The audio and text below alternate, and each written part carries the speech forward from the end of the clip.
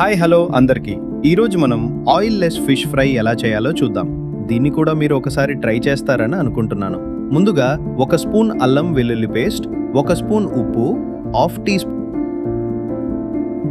Spoon పసుపు, 2 spoon కారం,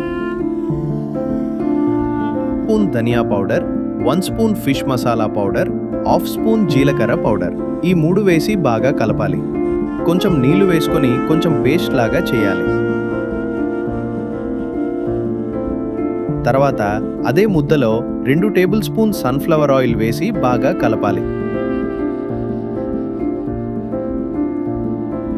తర్వాత ఈ మసాలా పేస్ట్ అంతన్నిటిని అన్ని చేప ముక్కలకు బాగా పట్టేటట్లుగా పూయాలి.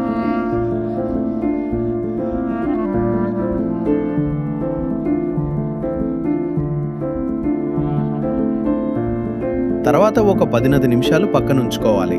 బాగా మ్యారినేట్ అయిన తర్వాత మన ఎయిర్ ఫ్రైయర్లో 200 డిగ్రీల సెల్సియస్ వద్ద 15 మినిట్స్ పెట్టుకోవాలి. తర్వాత 7 నిమిషాల తర్వాత బయటికి తీసి అన్నీ ఒకసారి మార్చుకోవాలి.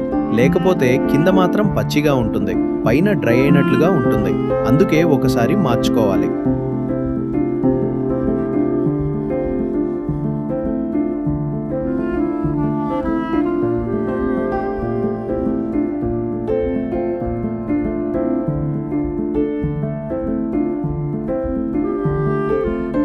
తర్వాత మరొక 8 నిమిషాలు బాగా ఫ్రై చేసుకోవాలి.